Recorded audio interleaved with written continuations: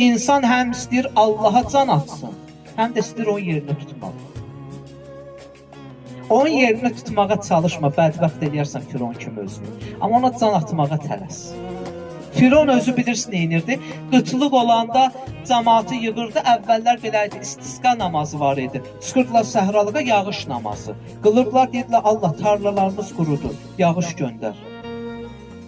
Bir Firon da gəlirdi möcüzələrdən sonra ayılırdı.